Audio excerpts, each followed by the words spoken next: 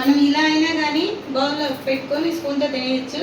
అంటే నేను కట్ చేసి మీకు పీసులు చూపిద్దాం అనుకుంటున్నాను. ఇప్పుడు చూపిస్తాను.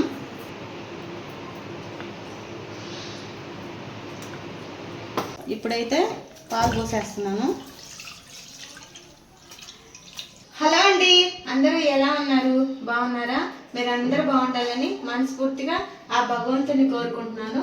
మన ఛానల్ ఫస్ట్ టైం చూస్తుంటే లైక్ చేయండి, షేర్ చేయండి, సబ్స్క్రైబ్ చేయండి. అంతేకాదు వీడియో పూర్తిగా చూడండి.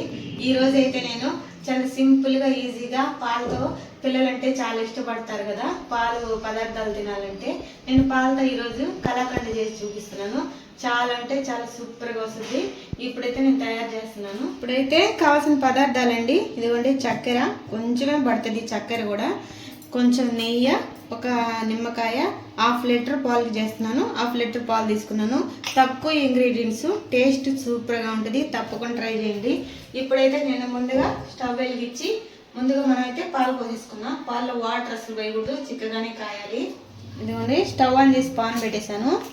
ఇప్పుడైతే పాలు పోసేస్తున్నాను.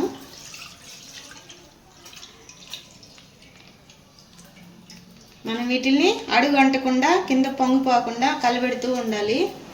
ఇదిగోండి మన పాలు ఇప్పుడిప్పుడే మరుగుతున్నాయి. ఇవి అడుగంటకుండా కలుపుతూనే ఉండాలి. అడుగంటిందంటే టేస్ట్ మారిపోద్ది. మనం కలుపుతూనే ఉండాలి.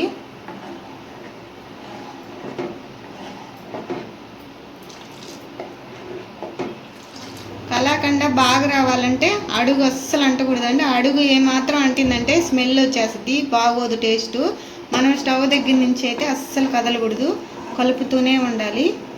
చూడండి చిక్కపడుతున్నాయి ఇప్పుడిప్పుడే.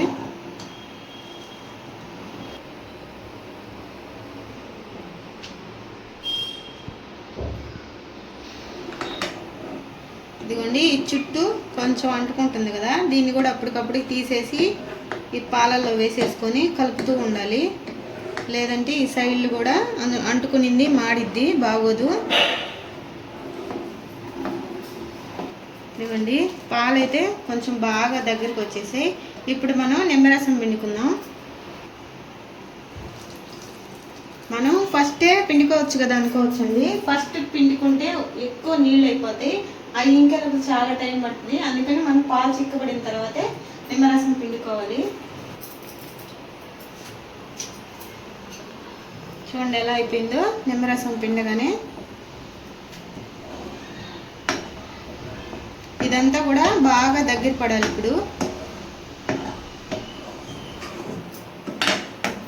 చూడండి మన కలాకండ ఎలా వచ్చిందో. ఇప్పుడైతే చక్కెర వేసుకుందాం. చక్కెర అంటే కొలతలు కాదండి, మనకి స్వీటు ఎంత తింటామో అంత వేసుకోవచ్చు.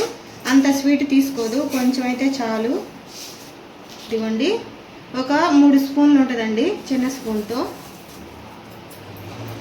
ఇదిగోండి కొంచెం చెమ్మ ఉంది, వాటర్ ఉన్నాయి చూడండి. ఈ వాటర్ కూడా ఇంకిపోవాలి.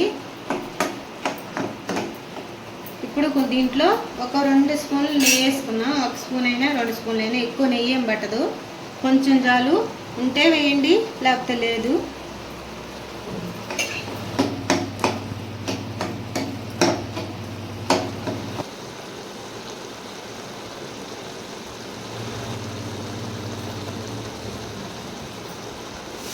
చూడండి తయారయ్యేటప్పటికి మనకు అస్సలు చెమ్మ ఉండకూడదు, ఇలా బాగా చెమ్మంతా పీల్చేయాలి.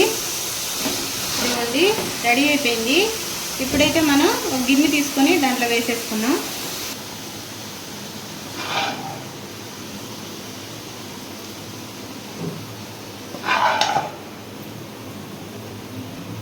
ఇదిగోండి ఇది బాగా చల్లారిన తర్వాత మనం తిప్పుకొని పీసులు కట్ చేసుకోవడమేను. ఇదిగోండి మన కలాకండ్ అయితే కొంచెం చల్లారిపోయింది. ఎప్పుడైనా దీన్ని తిరగదిప్పి తీసేద్దామండి.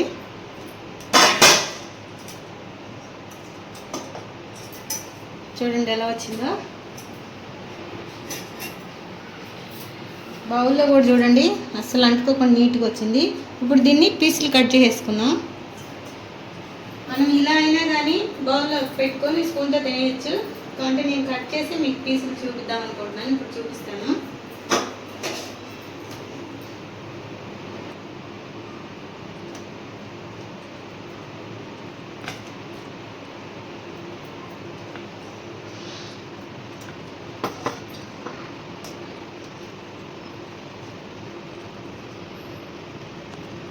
మన పీసులు అయితే కట్ చేసేసాను. మన కలాకండ్ చాలా బాగా వచ్చింది.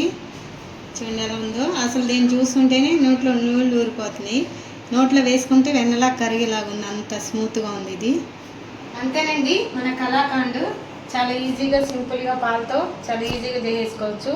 పాలంటే చాలా ఇష్టం కదా పిల్లలకి, తప్పకుండా చాలా ఇష్టంగా తింటారు. మా వీడియో మీకు నచ్చినట్లయితే లైక్ చేయండి, షేర్ చేయండి, సబ్స్క్రైబ్ చేయండి, మమ్మల్ని సపోర్ట్ చేయండి. వీడియో పూర్తిగా ఉండి ఉంటానండి. బాయ్.